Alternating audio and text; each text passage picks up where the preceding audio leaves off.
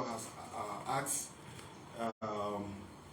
the Senate Press and the leadership of Legends School decided to come along for a friendly year-end interaction. So, Senator Dillon, it's a pleasure again to meet you and Happy New Year. And here is Legends School. Wow, what a day. Good morning, good afternoon. Hello everybody. Welcome to this interaction, attending as year-end interaction with the media. Those of you following on the radio, you are welcome on usual radio FM 98.1. You are also welcome live on Joy FM 101.5. I know all the stations in the equipment. But thank you for coming. Let me firstly give God the glory, as always, for His grace, for life, from January 1 to December 31 today. It is but by the grace of God that we are alive and here. I want to acknowledge God in His light. All of you from the media assigned at the Capitol building, you've done your job throughout the year, and we think it is fair enough to appreciate what you've done. We must admit that you were hard on us for the right reason. Sometimes we got pissed off. Sometimes, politicians, most of us, their prisons, when the criticism is harsh, and sometimes for the right reason. Some people don't have the temperament and the tolerance to allow criticism. But you did your job.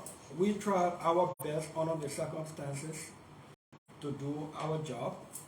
And we want to say thank you. We are partners in this business. So all of the media institutions in this country, all, not one left out, all of you from the various media institutions assigned at the Capitol building, at your various media institutions, whether you are a talk show host, whether you're in a newsroom, whether you're from the print media, with the newspaper, whether you are a blogger on the social media, whether you run your own podcast, especially like myself too, to interact with the people. I want to say thank you for the year. I want to give God the glory. We call this interaction so that we can roll back 2022 and look ahead for the prospects for 2023. In 2022 was a year of challenges. The country economy on the paper is said to be growing, but the trickle-down effect is not being felt by our people. We acknowledge that. We will be more robust in 2023, especially with our oversight role and what have you. In 2022, we submitted the bill to enact the National Food Assistance Authority. That bill was passed into law by the Senate. It is before the House of Representatives for concurrence. We look forward to its concurrence by the House so that the President will sign it into law so that the National Food Assistance Authority can become a perpetual legal national institution.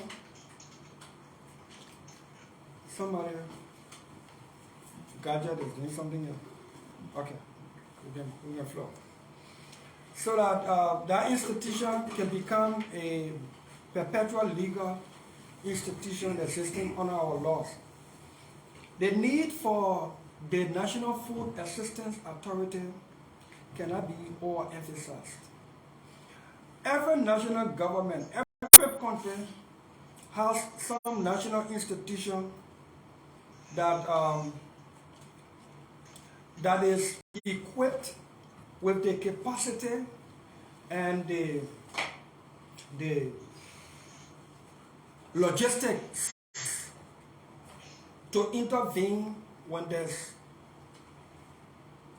donation, national donation. The National Food Assistance Authority, that agency was brought forth in the 70s by an executive order during the Turnbull administration, when it was the policy of the government to do feeding at public schools. NAFA, for short, was the institution that when friendly governments or international organizations made donation, charitable donations to Liberia, that institution was brought into being to be the national institution to do the distribution to vulnerable homes, to vulnerable institutions, to the elderly. Whenever we get donation from foreign governments, foreign institutions, charitable institutions, whenever the government itself wants to do donation to charity, we need that institution. I've thought to bring that institution into perpetual national existence because we need it. Because from the stimulus package experience, we thought that NAFA, that institution, was needed. Had we had that institution existing with the logistics and the capacity, the manpower, we were going to take that $25 million for stimulus package and give it to the national institution to do the distribution because they would have had the logistics and the capacity to do so. Today, Liberia cannot account for $25 million in stimulus package because we turn, or it is said that we turn that money over to a World Food Program that was said to have the capacity and the logistics. The World Food Program itself leased and rented our trucks. Our national institution who have done the same or who have had its own logistics, its own trucks, and every equipment needed to do the distribution. Then we will now have the authority to audit them for the sake of accountability. But after wasting $25 million, hiring the World Food Program to do the distribution of the stimulus package, when we ask for accountability, World Food Program says they are an international institution and cannot be audited because they are not under the jurisdiction of Liberia. So today, what a World Food Program got an entire $25 million, what a part of the $25 million was squandered, what it was stolen, what it was diverted. Today we don't know. $25 million gone practically in breeze with no proper accountability. So we thought to bring the national into legal perpetual existence. Thankfully, the Liberian Senate, my colleagues in the Senate, saw wisdom with my bill. The Senate passed it, thanks to the Agriculture Committee and the entire Senate that saw wisdom in passing that bill. We want to thank members of the House of Representatives, and I will acknowledge particularly Representative Akarius Gray, who himself put that bill also on the floor in the House of Representatives. It was passed from the House, and then our version and the House's version, sponsored by Akarius Gray, the Senate concurred with that with some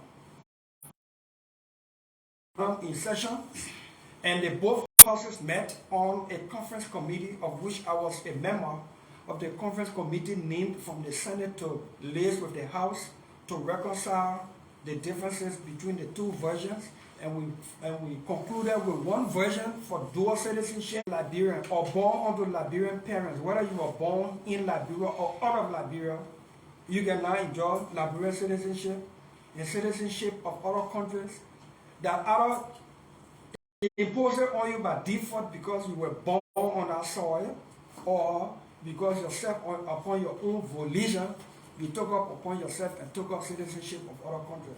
We want to make it clear, dual citizenship is for Liberian born. This citizenship, you are allowed. It's not when you are a Lebanese, then you become Liberian. But if you were a Liberian, or you are a Liberian, and you took up Lebanese citizenship, the dual citizenship law allows you to remain Liberian and be Lebanese citizen at the same time. If you are a Liberian, you took up citizenship of America, Europe, Great Britain, or any country in Europe, or any part of Africa, you are still allowed to retain your Liberian citizenship, enjoy your Liberian citizenship with some restriction on especially political offices. So we want to thank the president for this initiative. Upon his assumption of office as president of Liberia, George, we are hopefully by February 2023, titled the National Food Fund. This vision came about during the hearing resulting from the rice crisis that we had and experienced in the last few months. Upon our insistence, few of us, and endorsed by the Senate, the Minister of Agriculture, Finance, and Commerce were summoned before the Senate. And during that hearing, I asked the Minister of Agriculture, what do we need to do as policy makers to help elevate and grow our own food, our agricultural sector? What do we need to do? And every time we ask these questions, apart from the policies, the key thing is funding, resources, especially financial resources. So I asked the Minister of Agriculture, if we stop subsidizing the importation of rice and open the market, I asked the Minister of Agriculture and I asked the Minister of Commerce the same thing. If we stop spending money on open the market for everybody to bring consumable rice and let the market determine the price, will we die? She said no. Will the rice price skyrocket? She said no. I said then let's remove the subsidy. Something is one of the easiest things. Be funded. It's most of the time the question we don't answer. So most times we pride ourselves into, oh, I put a bill on the floor, it was passed, but it's just a law, but it's not being implemented because sometimes the source of funding is not being off. We can take 25 cents and put it in our food fund so that money generated through that means can be used exclusively for the agricultural sector, for local production, to empower our farmers, to bring consulting with a lawyer who is drafting a bill, and I will work in consultation with the Ministry of Agriculture so that we can get that bill concluded and submitted on the floor. And then we can elevate to self-sufficiency. When you elevate to self-sufficiency, food sufficiency, then you have reached a point where you have sufficiency of food so much that you can start to export it to other countries. Like India, Pakistan, Ukraine, they have it so much that they export into the world. We got to secure ourselves first. Then when we are sufficient of it, then we can start to export it. What kind of things I'm looking at. During the year, we perform our oversight role, at least to the best of our ability, to the extent possible that we could. There were times it was tough in the Senate. We could not get the support of the majority. There were times it's the budget and the performance, with specific reference on domestic debt. It is my view that domestic debt has been used by government